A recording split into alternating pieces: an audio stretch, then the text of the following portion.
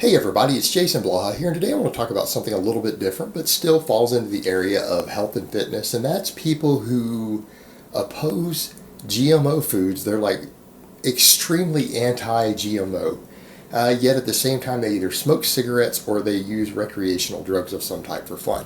And I do know multiple people like this, and that's why I find this amusing. So let me put on my +5 hat of weaponsmithing, work on skilling up my crafting a little bit, and let's talk about this, because most of you probably know people like this, or you have people like this on your social media who make a big deal about it. They're so anti-GMO, and I don't want to downplay the GMO argument. I'll talk a little bit about that in the video, but it's this idea that people honestly think, and they want to sit around and complain and freak out about something that most scientists, majority of scientists, consider to be safe, and I understand there is an argument there.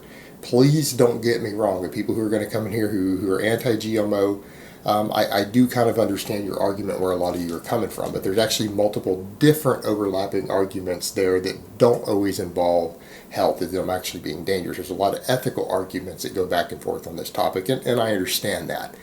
But I'm talking about people who are against it, claiming GMOs are bad for you, they're going to kill you, they're dangerous, they don't want to use them, they want all the GMO foods labeled, they want GMOs banned, things like that. They make a big deal about it, like they post about it every day on their Facebook. But they smoke cigarettes, or they use various party drugs. And what we need to understand is that or I think it's funny, is the hypocrisy of that. Because cigarettes, for example, every medical doctor in the world, every set of research that we have shows that cigarettes will kill most people younger.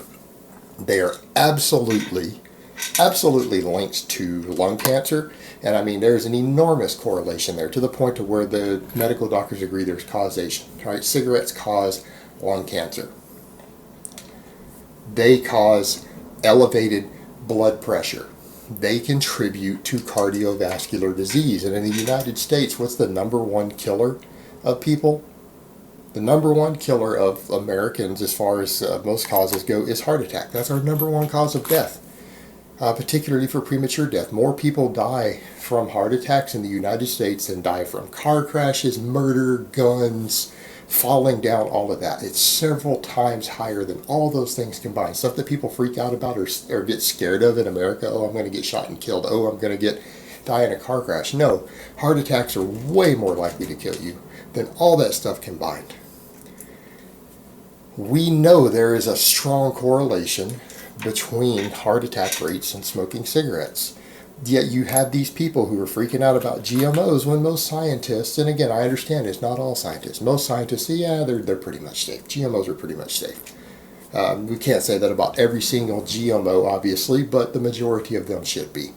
When they tell you cigarettes are going to kill you, they are going to kill you. Yet the same people, I know like 3 people who do this, who smoke cigarettes, which everyone who smokes cigarettes should know they're going to die from it. It's going to kill them, but then they'll complain about GMO foods and they freak out over it. And it's hilarious because these people want all these restrictions placed on something that isn't shown in the data to be dangerous, yet they freely use something every day that there's overwhelming amounts of medical evidence that is going to kill them. Same thing with a lot of party drugs, recreational drugs. Now I know a lot of weed smokers out there are going to get mad. Smoking weed is not good for you. All right? I don't care what you believe. Smoking anything is bad for you. Inhaling smoke into your lungs isn't good for you. Now, is it as bad as cigarettes? Probably not. Pretty different. There's a big difference. I don't think people who smoke marijuana are going to have anywhere near the same problems as people who smoke cigarettes. I'm not even anti-marijuana. All right, I'm not anti-marijuana. I think it should be decriminalized. I think it would be a good idea to decriminalize it, slap a tax on it, be done with it. Make it a regular domestic product here. But people who smoke a ton of weed and put ash directly into their lungs, particularly people who aren't running it through any sort of a vape or a volcano or something, people who are just smoking it directly, you are inhaling ash and smoke into your lungs. That's dangerous. That can kill you over time. Yet they're worried about GMOs, which aren't proven to be dangerous. Or the people who use other drugs. I mean, I've met people who use ecstasy. I know people who use LSD. All these different drugs, and yeah, there are links to health problems with all these things. They honestly have no problem using this stuff, but they're scared of GMOs. and they make a big deal about it. And I actually know people who do all of the above, and that's the crazy thing. I know people who get drunk, and we know alcohol abuse kills people, who smoke cigarettes, who smoke weed, everything else, yet GMOs is like one of their biggest political issues. They're against GMOs.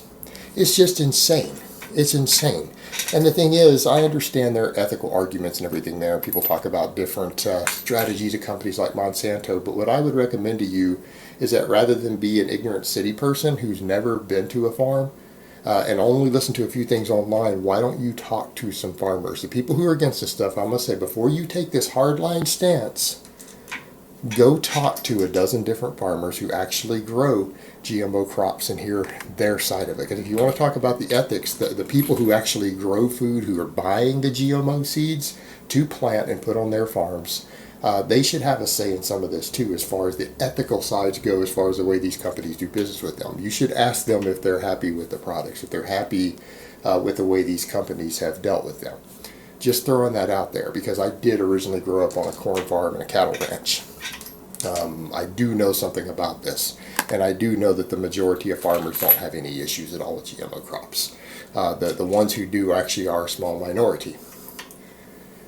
And as far as the overall health scares and concerns over that, people need to understand GMO is taking genes and changing genes in organisms. You know, we've done that for thousands of years, right? You're eating human modified products, but we've done it through selective breeding. All right? Selective breeding to the point people say, well, it's just mine, or you're just taking one food and turning it into the same food. No, you're not. No, you are not. Has anyone seen what broccoli or cauliflower or cabbage or any of this stuff look like in the wild? They don't resemble anything like your modern broccoli. Broccoli is a superfood. It is a complete man-made product. Broccoli in the wild is a little yellow flower. All right, it doesn't have all those buds and all that big green buds and everything you eat on it, full of all that vitamin C and all those antioxidants and everything that's in broccoli that makes it so good for you. Broccoli doesn't do that in nature. We have selectively bred a superfood for agriculture. It is nothing like what's found in nature. And if you go check, there's a number of different plants, broccoli, cauliflower, all those, go check them out. They're all the same original species that has been selectively bred for different traits for food to make them into amazing superfoods. Broccoli is modified, if not more modified, than your average GMO crop has been, just through selective breeding. We change foods dramatically. And the thing you get into when it comes to some of these GMO foods that people need to understand, and I understand the concern, well, they'll say this particular GMO change to this food that's done this to this corn stalk or whatever, to these corn kernels, we haven't tested it for 50 years in a human population to see if it's dangerous or not. Now, that's a valid point. That's a valid point. But here's the thing. The likelihood that any of these changes are going to hurt people is actually pretty slim, because humans can handle extremely varied diets. We've eaten very extreme selectively bred foods for a long time. And here's the thing. Let's say you take 100 different GMO crops. And people, they're like, oh, they're all anti-GMO because they don't understand there are hundreds of different GMO foods. Sometimes even within the same crop that people need for growing them in certain regions more effectively. They're using a different variation than someone 500 miles away in a slightly different climate. When you take these different modifications, even if you do find one that turns out to be dangerous enough that we pull it, that doesn't mean that the other 99 out of the 100 that one company is making for corn or wheat or bananas, it doesn't mean that the other 99 that they're doing are dangerous. And that's what you need to understand. You're changing one little set of gene sequences for a certain trait. And even if one turns out to be bad, that doesn't mean the other 99 aren't helpful, useful, and completely safe. And so when people talk about being anti-GMO, it's insane to be anti-GMO as a whole category. It makes more sense when you find one specific GMO subtype, something they're doing specifically involving its resistance to, say, insecticides. You want to talk about the ones that are resistant to Roundup, and they dump tons of Roundup on stuff, and you're concerned because of all the extra Roundup that might be in the food. Okay, now that's an interesting argument, and that would be a good point for people to raise. They want awareness. They want that discussed. They want to discuss whether that should be legal or not, or whether it's ethical. Okay, but what does that have to do with another corn strain that's resistant to a certain blight that's common in a different state. What does that have to do with that? They're nothing alike. Yeah, they've both been modified in some way, but they've been modified for separate things with a separate effect. And that's the problem we run into with the anti-GMO argument. I do understand, and I don't want to invalidate people's right to debate this. I don't. But there is the fact that people don't seem to actually understand the points they're arguing. They're just like, we shouldn't be modifying food. Well, we've been modifying food for all of human history. We're just taking a slightly more direct approach. And the odds that any given one of those modifications is dangerous is actually pretty slim. But because you find something in there that isn't good or is a problem doesn't mean that the others are bad automatically, because they're totally different modifications. Just like the foods that you get modified naturally in the wild too, they have mutations over time also. Their genes do change.